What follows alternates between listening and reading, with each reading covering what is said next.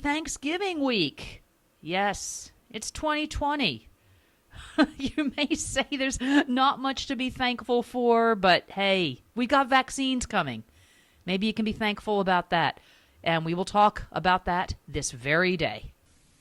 Okay, looking here at a daily chart of the S&P 500. I put a little flare on the Loom image there, just a little thing that Loom, I just noticed this, they allow you to do. This is kind of, they call it fall festivities or something. They have another one called autumn leaves. Why not? It's flare. Let's go ahead and add some flare. Okay, looking at the S&P 500 daily chart, we're kind of trading in a very tight range right here in the last few sessions, if you see that. So that's not necessarily a bad sign. It can indicate a little bit of a holding pattern. Obviously, there's some things that are still unknown that normally at this time, I wouldn't say unknown, but still playing out, that normally at this time after an election would not be continuing to play out after the result is unequivocally known, okay? But nonetheless, the market is not really viewing any big uncertainty here. We've known that the market has priced in a Biden win, not seeing huge jumps. We had some new vaccine news today from AstraZeneca and Oxford University. I'll talk about that in a second, but let's go over here, just take a little peek at a 5-minute chart. So we did see a gap up at the open, and we did see some heavy volume at the open. That's pretty common. You typically see that. But then it pulled back. We've closed the gap. So no question there. Looking here on a 5-minute chart of what's going on with the S&P. Back to a daily.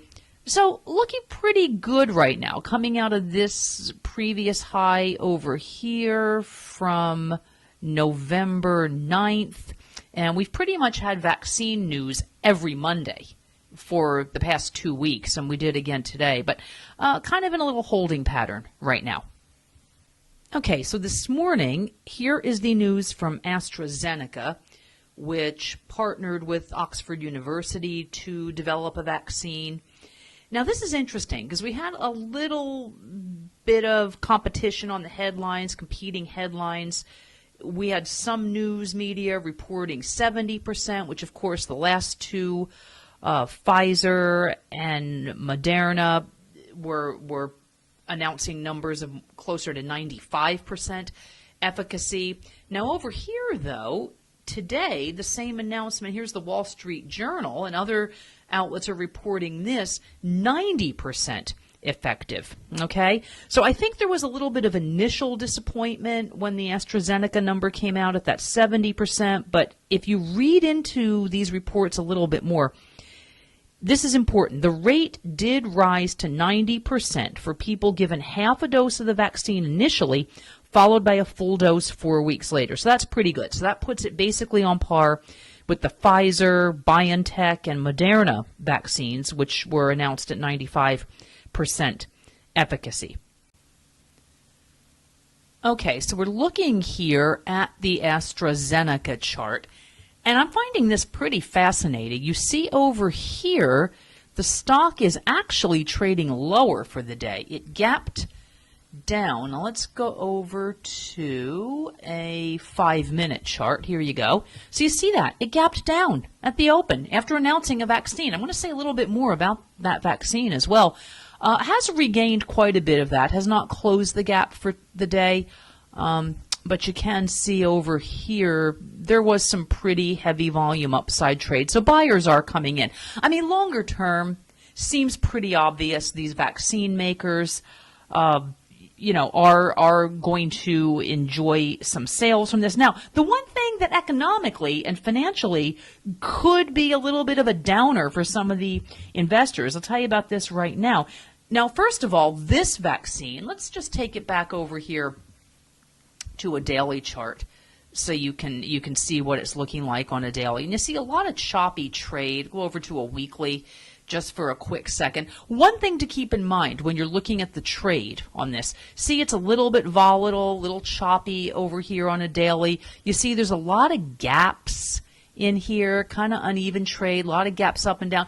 That's because it's a UK-based stock, and when you get into currency exchanges, it's much more common to see these non-US stocks with a lot of these gaps in the trading, even on a daily basis when you see them on the charts. That's pretty common.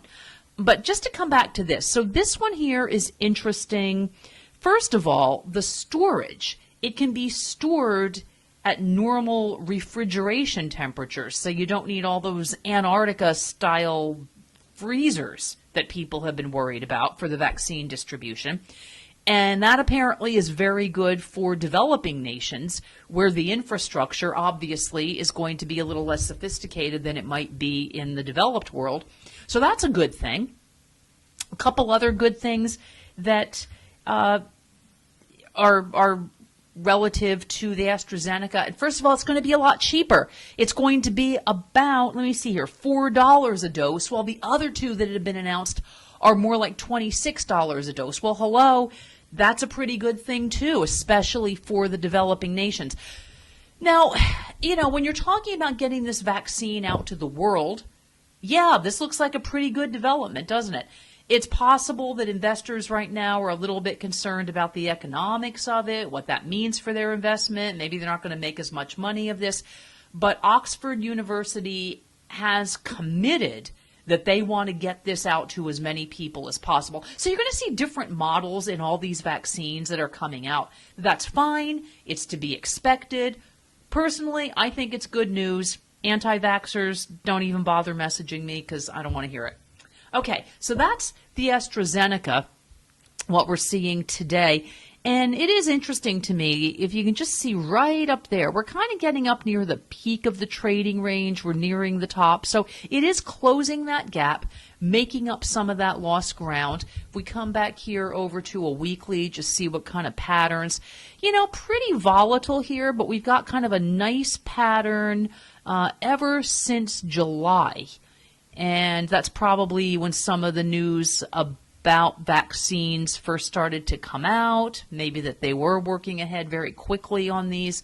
Kind of have a little bit of a double bottom pattern here, that perhaps it did clear that double bottom. And there is such a thing as a double bottom with a handle. I know, some of these have very strange names. Could be what we're seeing here. Now looking ahead, 2020. Earnings are expected to come in 42% lower year over year, but for 2021, expecting to see 24% year over year growth to $2.52 per share. Still less than we saw back in 2019, interestingly, but that's what we got there. Let's just compare this, just for fun, with what we're seeing here on Pfizer. That's a weekly chart for Pfizer. Again, it's crazy. We just got very, very volatile trade for such a large company. Over here on the daily chart, kind of pulling back into another consolidation, holding right up here, just kind of a little bit above that 200-day line, actually. It's kind of below its 50-day, but holding at the 200-day. None of these are a buy right now. Let's go over to BioNTech. I'm not even sure how. Let's see. BNTX. That's the other vaccine developer over here. So this is an interesting one because it went public back in the end of 2019, way back before all this mess started. They probably did not anticipate they would be so much in the news at this point. And you see here a nice big gap up. That was back in March, back when all this mess started, right? But you are seeing here it's rallied to a new high, found support right there at the 50-day, actually what would be called the 10-week moving average on a weekly chart, finding support. Sales accelerating pretty nicely here. Very common here to see lack of earnings in a biotech, but look at this. Boy, howdy over here. $17.73 earnings per share for 2021. Okay, well, that's going to be interesting to see that. So I just wanted to take a look at those before we go. Let's take a quick glance over here at what we're seeing on the NASDAQ. today. Very similar thing to what we saw, and this is actually could be a 3 weeks tight pattern on the NASDAQ. Now, it's only Monday. We're going to have a shortened week because Thanksgiving holiday and U.S. markets will probably see quite a few people taking the day off. So even though it's algorithm driven, you do notice lower volume when people are not at work. You just do.